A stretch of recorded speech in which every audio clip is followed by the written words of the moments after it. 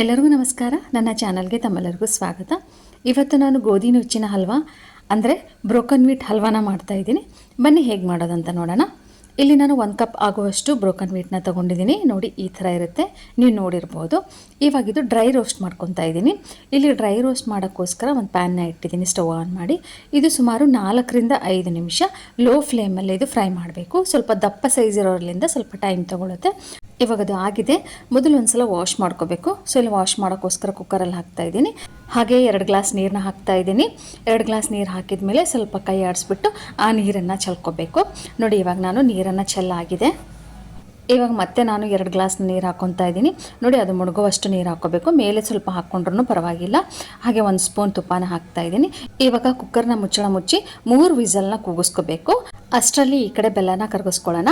ಇಲ್ಲಿ ಬೆಲ್ಲ ನಾನು 1 ಕಪ್ ಬ್ರೋಕನ್ ವೀಟ್ಗೆ 1/4 ಕಪ್ ಆಗುವಷ್ಟು ಪುಡಿ ಬೆಲ್ಲನ ತೊಗೊಂಡಿದ್ದೀನಿ. ನೀವು ಯಾವ ಬೆಲ್ಲ ಅದನ್ನು ತೊಗೋಬಹುದು. ಜೊತೆಗೆ 1 ಗ್ಲಾಸ್ ಆಗುವಷ್ಟು ನೀರನ್ನ ಹಾಕಿದ್ದೀನಿ.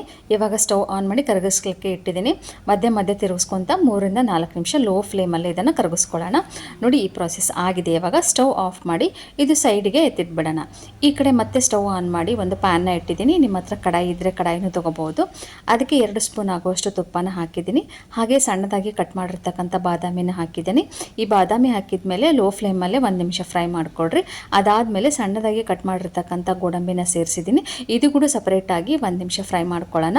ನಂತರ ನಾನಿಲ್ಲಿ ಸಣ್ಣದಾಗಿ ಕಟ್ ಮಾಡಿರ್ತಕ್ಕಂತಹ ಕೊಬ್ಬರಿ ಹಾಕಿದ್ದೀನಿ. ನೀವು ಹಸಿ ಕೊಬ್ಬರಿ, ಒಣ ಕೊಬ್ಬರಿ ಯಾವ್ದಾರು ಹಾಕೋಬೇಕು. ಅದು ಹಾಕಿದರೆ ಟೇಸ್ಟ್ ತುಂಬಾ ಚೆನ್ನಾಗಿ ಬರುತ್ತೆ. ಈ 3 ಪದಾರ್ಥಗಳು ಮತ್ತೆ 1 ನಿಮಿಷ ಫ್ರೈ ಮಾಡ್ಕೊಳ್ಳೋಣ. ನೋಡಿ ಇವಾಗ ಕಲರ್ ಚೇಂಜ್ ಆಗಿದೆ. ಇವಾಗ ನಾವು ಕರಗಿಸಿದ ಬೆಲ್ಲನ ಸೋಸ್ಕೊಂಡು ಸೇರಿಸ್ಕೊಳ್ಳೋಣ.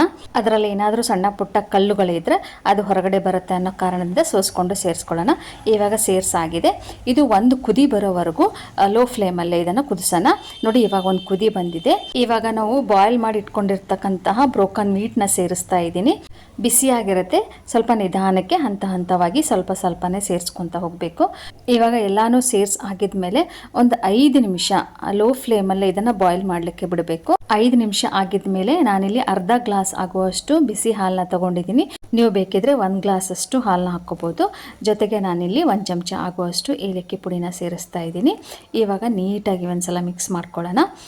ಮಿಕ್ಸ್ ಮಾಡ್ಕೊಂಡು ಆದಮೇಲೆ ಮುಚ್ಚಳ ಮುಚ್ಚಿ ಸುಮಾರು 3 ರಿಂದ 4 ನಿಮಿಷ ಲೋ ಫ್ಲೇಮಲ್ಲೇ ಅದನ್ನು ಮತ್ತೆ ಬೇಯಿಸಲಿಕ್ಕೆ ಬಿಡೋಣ. ಮಧ್ಯೆ ಸ್ವಲ್ಪ ತಿರುಗಿಸ್ಕೊತಾ ಇರೋಣ. ತಳ ಹೊತ್ತದ ಹಾಗೆ ನೋಡ್ಕೋಬೇಕು. ನೋಡಿ ಇವಾಗ 3 ರಿಂದ 4 ನಿಮಿಷ ಆಗಿದ್ಮೇಲೆ ನಾನು ಓಪನ್ ಮಾಡ್ತಾ ಇದ್ದೀನಿ. ಎಷ್ಟು ಥಿಕ್ಕಾಗಿ ಕಾಣಿಸ್ತಾ ಇದೆ. ಕನ್ಸಿಸ್ಟೆನ್ಸಿ ತುಂಬಾ ಚೆನ್ನಾಗಿದೆ. ಇವಾಗ ನಾನು ಸ್ಟವ್ ಆಫ್ ಮಾಡಿದ್ದೀನಿ. ಸ್ಟವ್ ಆಫ್ ಮಾಡಿದ ಮೇಲೆ 1 ಸ್ಪೂನ್ನ ತುಪ್ಪ ಹಾಕಿದ್ದೀನಿ. ತುಪ್ಪ ಹಾಕಿ ಒಂದ್ಸಲ ಮಿಕ್ಸ್ ಮಾಡಿಕೊಂಡು ಮುಚ್ಚಳ ಮುಚ್ಚಿ 2 ನಿಮಿಷ ಹಾಗೆ ಬಿಡೋಣ.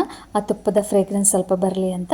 ಇವಾಗ ಸರ್ವ್ ಮಾಡಲಿಕ್ಕೆ ನಮ್ಮ ಬ್ರೋಕನ್ ವೀಟ್ ಹಲ್ವಾ ರೆಡಿ ಆಗಿದೆ. ನಿಮಗೆ ಬೇಕು ಅಂದರೆ ಇದರಲ್ಲಿ ಹಾಲು ಮಿಕ್ಸ್ ಮಾಡ್ಕೊಂಡಾದರೂ ತಿನ್ಬೋದು.